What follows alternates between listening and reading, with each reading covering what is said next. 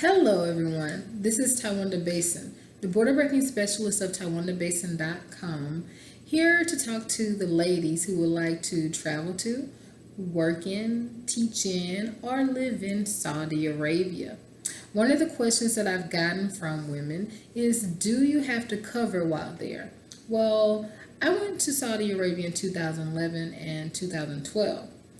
When I got there, I was told by one of the men at our companies that I should always wear the hijab whenever I go outside of my place of living. Well, I was then told by a young woman who lived in Saudi Arabia.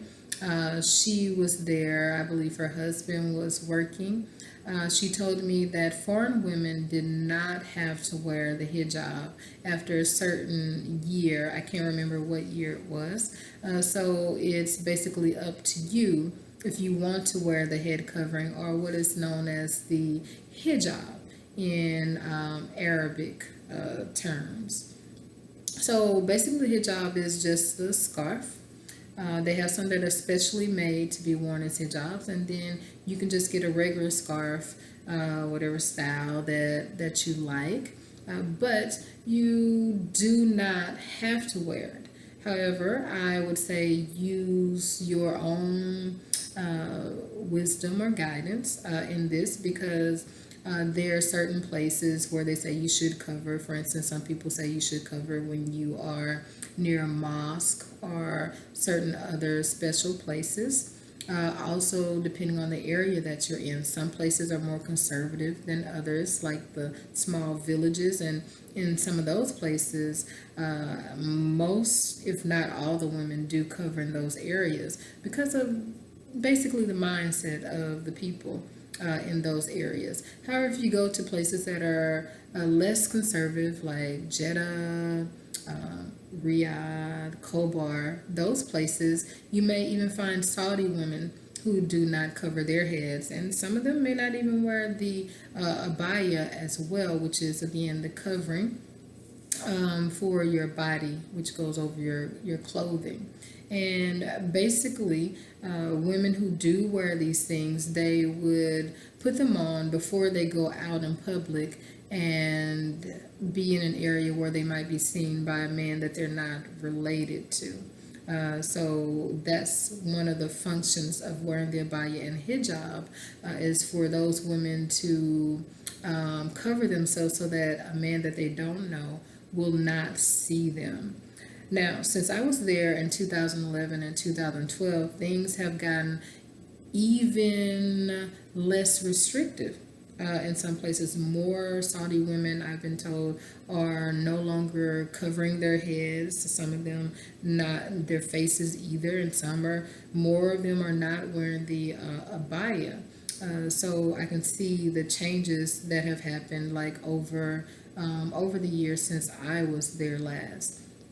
Now, when I was told by the young lady that I didn't have to wear the hijab, I kind of stopped wearing it. However, there were times that I did wear it.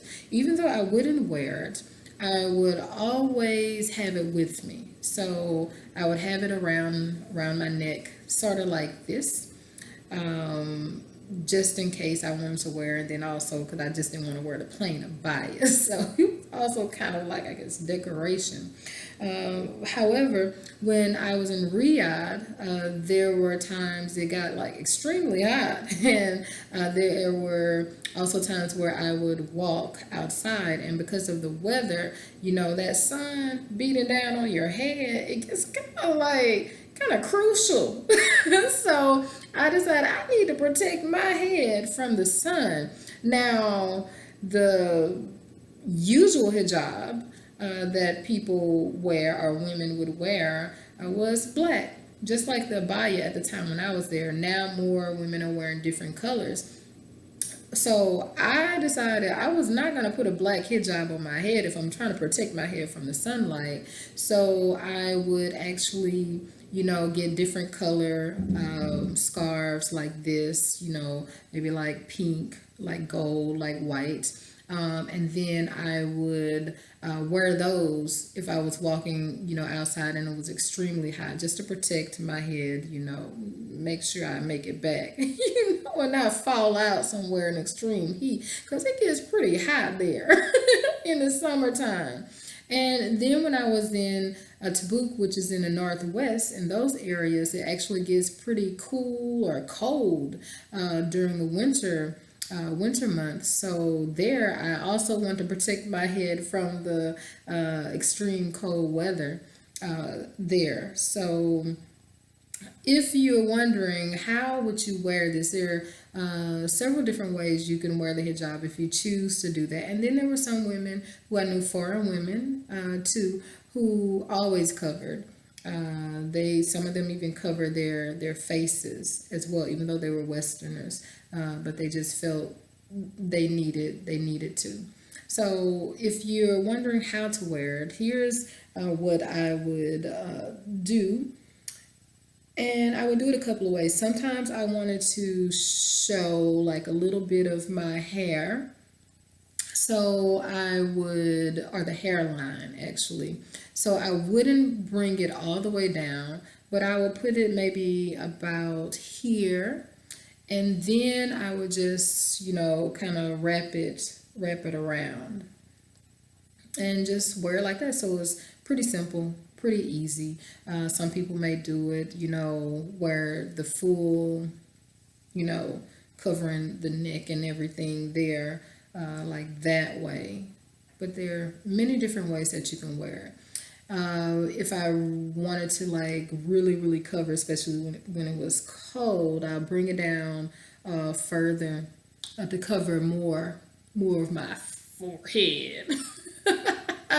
More of my forehead.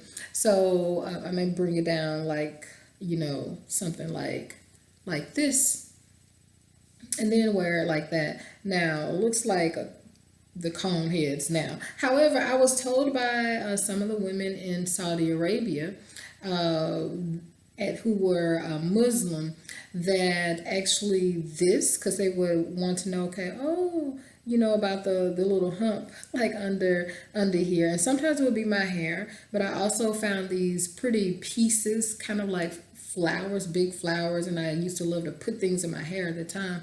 So if I wore like in a ponytail, I would wear one of those, and it would be kind of big. I had a smaller one, then I found some big ones, some huge ones. So it would make the hijab kind of like stand up or like stand out in the back. And so they actually told me that that was a sign of being, I guess, rich, and it was attractive to some of the men. Not that I was trying to attract anybody, but they told me that some of the women there would actually get buy pieces and put them on in order to kind of like present that, I guess, to attract males or, men. Again, that was not my purpose, just how I wore my hair, and I like to wear things in my hair. So this is how you can wear the hijab if you choose to wear, or you don't have to, being a foreign woman. And again, like I said, nowadays more women in Saudi Arabia are not wearing the hijab, as I've been told, and I've talked to some of my students who said that they don't cover their head or their hair in the cities where they are, like in Riyadh and Jeddah. But some of them say, they may not cover it there, but if they go to visit like family or relatives in a more conservative area or village, they do cover, because the women there cover, and then they don't want to be looked at, because, people there tend to look at them like, well, what are you doing? Because they're not covered. Me, on the other hand, I wouldn't care. However, you want to use your judgment, whatever you feel comfortable with. So I just wanted to share that a little bit with you about head coverings and hijab in Saudi Arabia. So hopefully that gives you a little bit of information if you had any questions about that. And feel free to message me, send me an email, contact me on social media if you have any other questions about Saudi Arabia, because I do consult those who would like to travel abroad, live abroad or teach abroad. So, again, this is Taiwanda Bason, the border breaking specialist of TaiwandaBason.com, helping you to have a successful time abroad.